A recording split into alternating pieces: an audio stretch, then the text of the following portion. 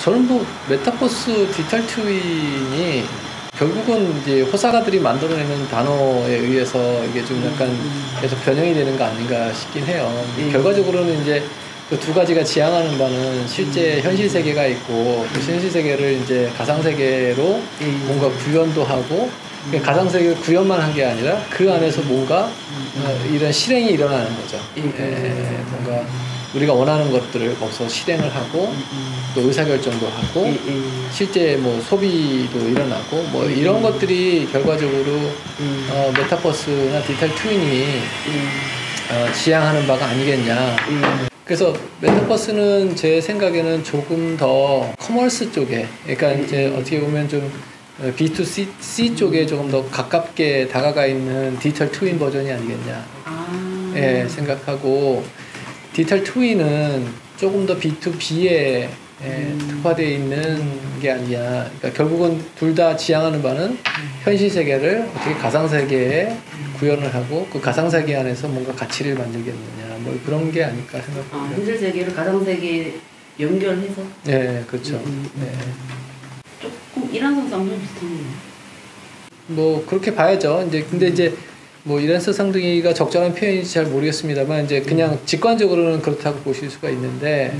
근데 우리가 지향하는 건 결국 디지털 트윈을 이제 보면 현실 세계가 있고 가상 세계가 있고 현실 세계의 데이터를 가상 세계에서 받아들여서 똑같이 현실 세계에서 일어나는 상황을 여기서도 똑같이 구현을 하고 더 나아가서 현실 세계에서 나타날 수 있는 것들을 미리 우리가 조명할 수도 있고 또 의사결정도 여기서 할 수가 있는 거고. 그러면 이제 뭐가 좋으냐, 제가 굳이 현실 세계에 가서 일일이 다 그걸 체크하고 뭔가 만져보고 뭐 이러지 않아도 그냥 내 데스크 앞에서 가상세계 안에서 현실 세계를 다 투영해서 볼 수가 있으니까, 그러니까 언제 어디서나 누구나 의사결정에 참여할 수 있는 주체가 될 수 있다는 거죠. 그게 제가 보기엔 디지털 트윈의 가장 큰 강점이라고 봅니다. 대표님은 이 분야에 그리고 이 영역에 딱 집중해서 이 디지털 트윈 한 우물만 쫙 파오셨으니까 좀 좁게 보시는 거고, 이게 연결되면 결국 이 도시도 메타버스로 올라가고 그렇죠. 사업 현장도 메타버스로 올라가면 결국 이게 어느 지점쯤에 좀 연결되지 않을까요? 그러니까 저는 뭐 메타버스하고 디지털 트윈이 이렇게 구분하기가 참 어렵다는 거를 말씀드리는 거고, 크게 보면 이제 아까 이제 B2C, B2B로 구분하긴 했지만 사실 그런 얘기를, 싱가포르 도시를 디지털 트윈으로 구현을 한 게 있어요. 그건 그 당시엔 디지털 트윈이라고 했지만 지금 다시 돌이켜보면 또 메타버스라고 얘기를 할 거거든요, 사람들이. 그게 뭐냐면 그 싱가포르라는 도시국가를 도시 계획을 한다든지 아니면 재난 상황이 왔다든지 이럴 때 뭔가 그 디지털 트윈 안에서 그런 것들을 해볼 수가 있잖아요. 도시계획도 이렇게 해보고 저렇게도 해보고 그랬을 때 예를 들면 여기에 신도시 개발을 했을 때 뭐 교통량의 흐름은 괜찮은지 뭐 이런 것들을 가상세계에서 다 체크를 해보는 거죠. 근데 그 당시에는 그걸 디지털 트윈이라고 그랬어요. 근데 지금 아마 그걸 누군가 바라본다 그러면 또 호사가들은 메타버스라고 얘기할 거거든요. 근데 결국은 같은 얘기를 하는 게 아니냐라고 생각이 듭니다. 그 중에서도 대표님 그동안 이제 산업 현장의 예지 정비 이쪽에 초점 맞춰서 해오신 거죠. 그렇죠. 이제 지금까지 저희가 이제 PDM이라고 부르는데 예지 정비가 그 Predictive Maintenance 해서 근데 이제 그거를 저희가 주로 이제 에너지 발전, 그다음에 송변전 쪽 이런 쪽을 쭉 하다가 최근에 이걸 이제 제조 쪽으로 좀 더 확장을 하고 있고. 제조를 들어가 보니까 이게 메인터넌스만 중요한 게 아니라 사실 퀄리티도 중요하고 그다음에 이제 오퍼레이션도 중요하고 프로덕션도 중요하고 하니까 최근에 저희가 그 PDM이라 해서 Predictive Maintenance만 보는 게 아니라 PDQ에서 Predictive Quality, 그다음에 Predictive Production 뭐 이런 좀 다양한 제조에서 요구되는 성능들 그런 것들을 좀 더 보고 있습니다. 근데 저희의 결국은 차별성은 아까 잘 말씀해 주셨는데 앞에 predictive라는 거거든요. 그러니까 뭔가 예측을 기반으로 해서 의사결정을 할 수 있게끔 만들어주는 것. 그게 이제 설비의 건전성 관점에서 예측을 해서 의사결정하게 만들어주고 예전에 지금도 여전히 품질은 이제 생산 라인에서 품질 검사를 하고 그 검사된 결과를 통해서 양불 판정을 하고 이게 불량이다라고 하면 그때 이제 뭔가 잘못됐구나 하고 조치를 하는데 판정하고 조치하는데 걸리는 시간이 있지 않습니까? 뭐 그동안은 라인 쓰거나 아니면 많은 불량품이 제조가 되는 거죠. 그거를 이제 좀 더 예측 기반으로 가져가면 선제적으로 대응할 수 있고 그거로 인한 코스트 세이빙이 굉장히 크다고 보고 있습니다. 그래서 그런 것들을 좀 더 이제 프리딕티브하게 우리가 할 수 있게끔 만들자. 그걸 이제 우리가 보여주는 툴로서 디지털 트윈을 활용하자. 이게 이제 저희가 지향하는 비즈니스입니다. 그러면 지금 이제 주요 솔루션이 두 가지 갈래로 나눠진 건가요? 계속 이제 사업이라는 거는 뭐 내가 한 가지 비즈니스만 뭐 팔 수도 있지만 그 과정에서 저희가 우리가 갖고 있는 기반 기술이 이런 것도 쓰일 수가 있고 저런 거에도 쓸 수가 있다 그러니까 계속 이제 그 스핀오프를 하는 거죠. 다른 비즈니스의 모양으로. 그 솔루션들이 약간 패키지화 되고 좀 완성 버전으로 좀 구분돼 있는 건가요? 아니면 딱 고객이 나오면 그에 맞게 그때부터 좀 솔루션이 있습니다. 저희가 제품이라는 형태로 해서 서비스를 하고 있고 그건 이제 뭐 고객한테 커스터마이징 해주는 거는 아니고 이제 일반화 시켜서 고객들이 그걸 좀 가져다 쓸 수 있게끔 만든다고 보시면 맞고요. 근데 그렇다고 해서 이제 모든 제품이 다 그렇게 나가는 건 아니고 또 일부 우리가 아까 말씀드린 제조 분야에서 하고 있는 뭐 퀄리티 쪽의 품질의 이슈라든지 생산성의 이슈라든지 이런 것들은 우리가 이제 향후에 제품을 만들 거를 대비해서 지금 단계에는 어떻게 보면 고객들이 정말 필요한 것들을 좀 더 고객의 맞춤형으로 해서 개발해주고 있죠. 근데 이제 궁극적으로 저희는 그런 것들도 시간이 지나면 제품화가 될 거라고 보고 있습니다. 기존의 PDM은 이제 솔루션 형태로 완제품을 공급을 하는 거고 제조 분야는 이제 하나하나씩 고객 맞춤형으로 하면서 솔루션도 완성. 그렇죠. 그걸 이제 저희는 이제 비즈니스 관점에서 보면 이제 비즈니스 파이프라인이 계속 있는 거죠. 앞단에 이제 아예 그 스탠드얼론 제품으로 해서 고객들한테 제공하는 게 있고, 근데 그 바로 뒷단에 이제 시제품으로 해서 베타 버전을 출시하고 실제 고객 사이트에 가서 검증을 받고 있는 그런 제품들도 있고, 또 그 뒷단에는 아까 말씀드린 것처럼 실제 회사들과 우리가 갖고 있는 기반 기술을 가지고 우리가 이런 문제를 풀고 싶은데 가능합니까? 그러면 그거를 저희가 이제 풀어드리는 그런 거를 좀 진행을 하고, 하지만 이제 그거 하면서도 우리 머릿속에는 이제 우리는 제품이라는 파이프라인을 고려해서 일을 진행하고 있는 거죠. 그래서 그렇게 지금 파이프라인 내에 계속 뭔가 이제 뭔가 쌓이고 있는 거고요.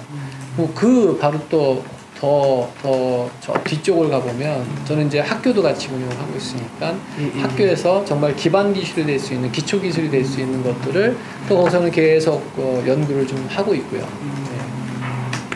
지금 머릿속에 파이프라인이 이제 옥동자가 PDM 하나 나와 있고 옥동자 나와 있고 좋은 표현이에요. PDQ가 이제 곧 이제 뭔가 이렇게 열심히 뭔가 이렇게 꿈틀꿈틀 하고 있고 다른 좀 포트폴리오 머릿속에 지금 장기 구상하시는 것들은 어떤 게 있나요? 지금 이제 뭐 일단 PDM만 봐도 PDM을 이제 제품 단위로 이렇게 있다면 이 제품을 이제 엮어내는 그러니까 그냥 독립된 제품으로 그냥 따로따로 판매하고 서비스 제공하는 게 아니라 이제 고객들은 이 제품도 필요하고 이 제품도 필요합니다. 그럴 수 있잖아요.